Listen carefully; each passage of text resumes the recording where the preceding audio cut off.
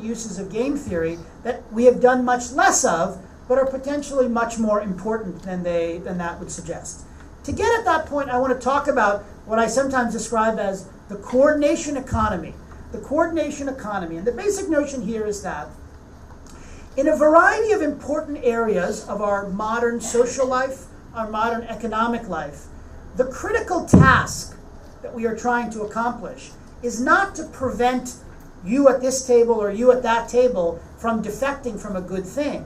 What we are trying to accomplish is getting all of us on the same page. What? To coordinate. How do we effectively coordinate the behavior of large numbers of institutions or individuals to achieve a desirable result? That's a very different project, of course, than what we described in the prisoner's dilemma.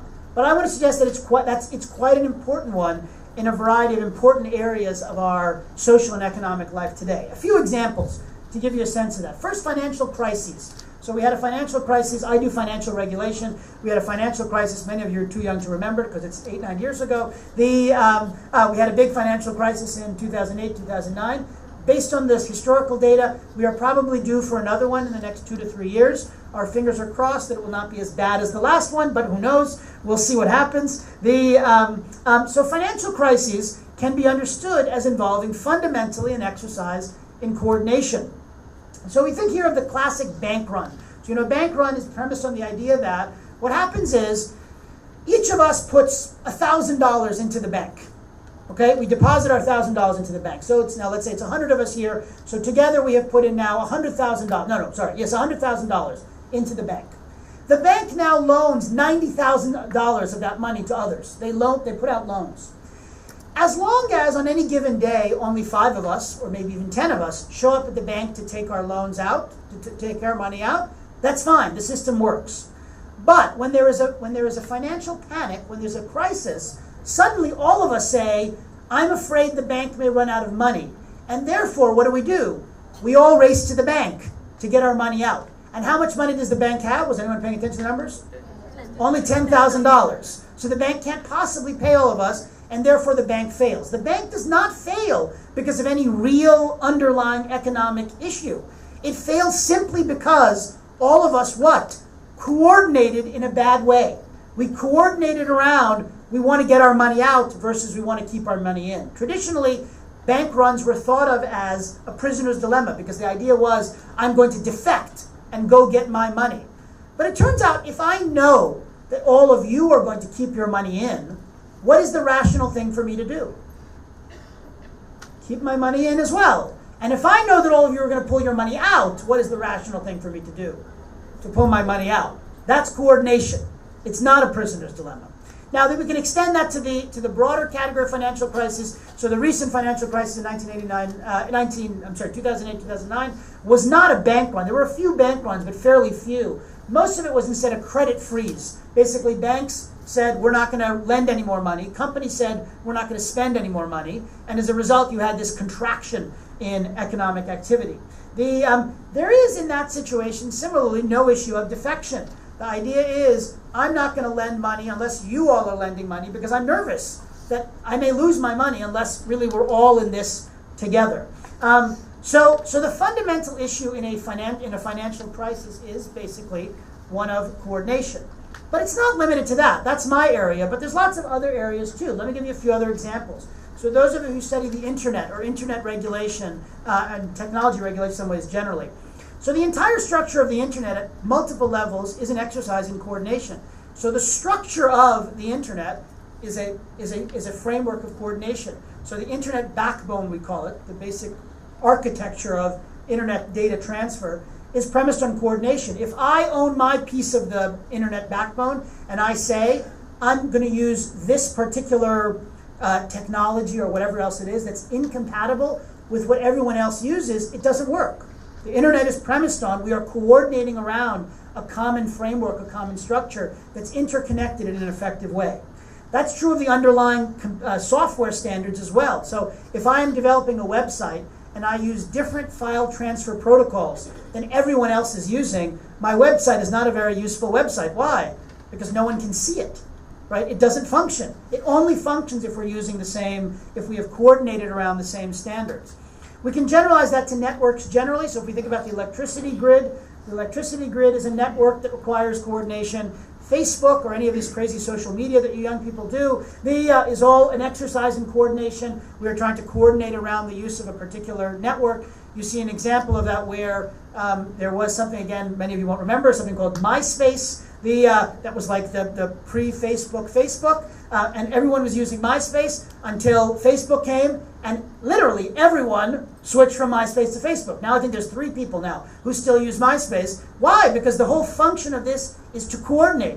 I want to be on the network that all of you are on, and therefore it no longer makes sense for me to use the other one. Standard setting generally, we can think of as an exercise in coordination. So if you think about every area of technology where standard setting is important, are all issues of technology, high definition television, wireless communication, all of these.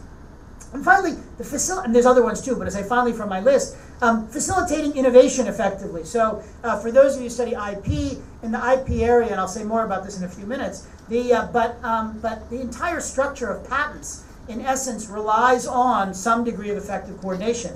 It's now the case that we've gotten to the point where pretty much everything has been patented. Right? There's nothing you can come up with that's patent. So it's mostly you are coming up with ways that combine things in an effective way. But if in order to combine things in an innovative way, it requires licensing from you and you and you and you and you and you and all of you, it suddenly becomes incredibly difficult to patent something new, to innovate, unless I can effectively coordinate among you. Okay? So again, an exercise in coordination. So the idea here is that I want to suggest to you is that if in fact coordination is increasingly an important aspect of how our lives function, how our economic structure operates, how our social life functions, and so on and so forth, then the prisoner's dilemma with its focus on defection is no longer the right framework. Instead, I want to suggest the right framework is what we call coordination games, as a better frame of reference. So what's the idea of in a coordination game? So I'm going to sort of put up on the screen 3 basic coordination game dynamics, probably the 3 most familiar standard coordination dynamics. The first is Thomas Schelling was a professor at Yale University and then at the University of Maryland, was an economist. He won the Nobel Prize in 2005 for his work in this area, and he developed or articulated something called the meeting place game, the meeting place game. So imagine I told you that you are lost in Delhi, separated from your friend, your cell phone is dead, and their cell phone is dead too, let's say, so there's no way to call each other. Where would you find one another? And he said, where and when would you find one another? That's the meeting place game.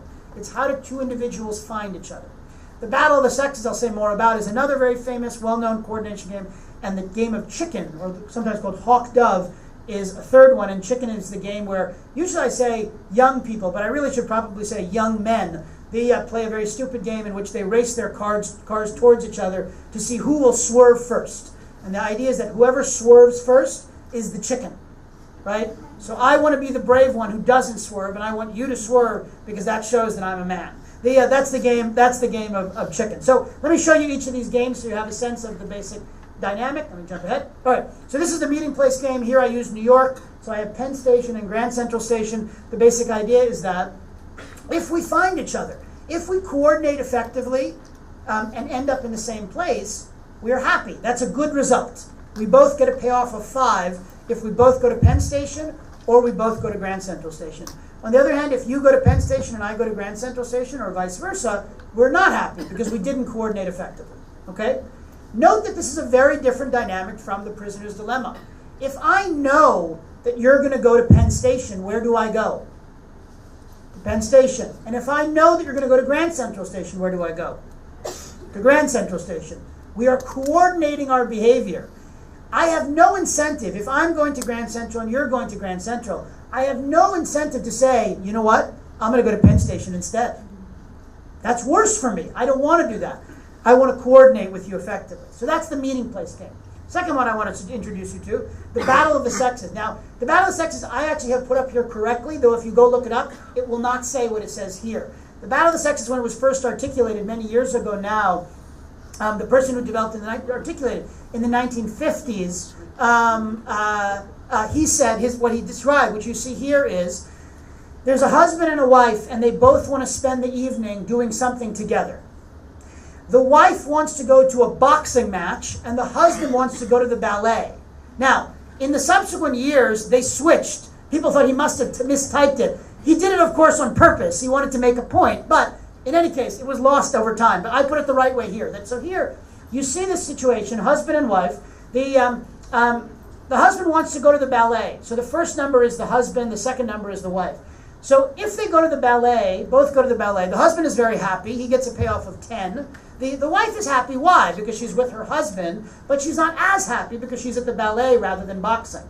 Of course, the opposite is true if they go to the boxing match. Both are happy, but the wife is more happy because they went to boxing rather than the other. And the other two, you can see the payoffs. If the husband goes to the ballet and the wife goes to the boxing match, they're each happy because they went where they wanted to go, but they're not quite as happy. Why? They're not together. Remember, that was part of what they wanted. They wanted to be together. And of course, the worst case scenario is the lower left, where the husband goes to boxing, the wife goes to ballet. They're not together, and they're not where they want to be either. So that's clearly a waste of everyone's time. So hence the negative payoff in that situation. Now, I always have, again, the caveat here that whenever I introduce this and I describe this, someone will raise their hand and say, you must not be married. And I have to say, yes, I've been married for 20 years, and so I know the correct answer to solving this game is the wife always gets to decide where you go. But in the game, that's not the way it actually works. All right, so now then the hawk dove or the chicken game, let me say a quick word about. Now, this is an interesting one because so far, we coordinated on doing the same thing, okay? We coordinated in both going to this or both going to that, correct? In the game of chicken, there is now an element of conflict. And so as a result, or it's not only conflict, but they're inverted strategies. Why? So the basic idea is that in this situation, my preferred outcome, so assume that I'm Jim, as I put it up here. For those of you, do anyone know where these names come from? You have to know your movie history. What? What movie? No, that's Toy Story. Very good. Toy Story, you have to be younger. Does anyone older know what movie it comes from? Rebel Without a Cause, if any of you ever saw the movie Rebel Without a Cause. And there's a scene in Rebel Without a Cause where the two boys race towards a cliff to see who will swerve first, which is a slightly different and even stupider version of the game of chicken. But this is the basic one where the cars are racing. So, I'm Jim. My preferred outcome, of course, is what? That you swerve and I don't swerve. Because if you swerve and I don't swerve, what happens? I win, I'm the man, and you're the chicken. Got it? And if you're Buzz, you want the opposite, right? So you want the upper right, if you're Buzz. You want me to swerve and you not swerve because then I'm the chicken and you have won the game. Okay? Then the other possibility is that we both swerve. We're coming to each other at the same second, we both get scared and we both swerve away. Now, this isn't quite as attractive because, I'm a chicken, but so are you at least, right? So there's some. It's not quite as bad as it would be otherwise. And of course, the lower right is the worst outcome. Why? Because we're both what? Why is it -10? If neither of us swerve, both dead. So I didn't know how to capture dead, but -10, I thought that's as bad as it gets. So -10 is we're both dead. So if neither of us swerve, that's the result we see there. So this is the game of chicken. Again, a game of coordination. Why? Because if I know that you're not going to swerve, so I'm Jim. If I know that you're not going to swerve, so we're in the right-hand column, all right? And so my plan is to swerve, right? I have no incentive to say I'm going to defect and I'm not going to swerve either. Why? Because it's better to be the chicken than to be, again, dead. So as a result, there is no element of defection again. Instead, it's a dynamic of coordination. So where do we see these games in the real world? Lots of examples, but again, a few of them I'll mention. So we talk about which side of the road to drive on. So I've driven a great deal in India, in the UK, and other Commonwealth countries. So I can drive on the left just as well as I can drive on the right. I don't care which one it is. But if I arrive in Pune at 3 in the morning at the airport and I rent a car and I'm going to drive, I do care which side of the road you drive on in Pune. It doesn't matter to me which one it is, but I want to know which one it is, because if I get it wrong, it's not good, right? I end up in a problem. So which side of the road to drive on is a game of coordination. Any kind of standard setting. Anytime we need to set a standard, it's an exercise in coordination. Language. Language is a species of coordination because we're trying to coordinate in terms of how we're able to communicate. Currency. the value of currency and what currency we use is an exercise in coordination. So what's the dynamic here? Again, I've said this a few times, but just to sort of summarize it, the basic idea is that in these situations, we need to coordinate the behavior or the responses of multiple individuals or multiple institutions. We have multiple equilibria, Grand Central Station, Penn Station, you swerve and I don't, or vice versa, ballet or boxing, and we need to coordinate which result we get to. In a coordination game, however, the basic dynamic of solving the game, of addressing the game, is not an issue of the incentives of the parties. So if we go back to the prisoner's dilemma, and we use the prisoner's dilemma to try and understand regulation, the job of regulation in the prisoner's dilemma is to change the payoffs. So let me actually show, it's worth to go back for a minute to show you. If I go back to the prisoner, if I go back to the prisoner's dilemma, the way that regulation solves the prisoner's dilemma is by changing these payoffs. We change the numbers. So suddenly, it is no longer useful. It's no longer better to confess than not to confess. It's no longer better to pollute rather than not pollute, or to engage in fraud versus not, or to engage in false advertising, or to have an unsafe workplace. Okay? Law changes those payoffs, and therefore we get a different result. By contrast, when we look at these these coordination games, the task is not to change the payoffs. Instead, the task is to shape expectations. The job of law and regulation is to shape expectations so that I know what you're going to do and you know what I'm going to do. Because if we know or we have accurate expectations of one another, then we go to the right place and we get the right result. So why then do we need regulation in coordination settings? The let me put them all up and then I'll talk through them quickly. 4 different things that may occur in a coordination setting. One of the coordination things that we've talked about. First is barriers to entry. The best example I can give you for this is high definition television, HDTV. So the technology for high definition television for HDTV was around for about 20 to 30 years before it became commercially available. It had nothing to do with the cost of production. The cost of production did not significantly change over those 20, 30 years. What did change? During that 20, 30-year period, there were 3 competing standards for HDTV. There was a Japanese standard, there was a European standard, and there was a North American standard. And it was very unclear which of those standards would ultimately prevail. And as long as it was unclear which one would prevail, no one was willing to invest in HDTV technology or programs or the like, because they were afraid that they would invest and that investment would be wasted. If they chose the wrong standard, they would be unable to recoup their investment. So as a result, everyone waited on the sidelines until the standards issue was resolved. So we may have barriers to entry in situations where there's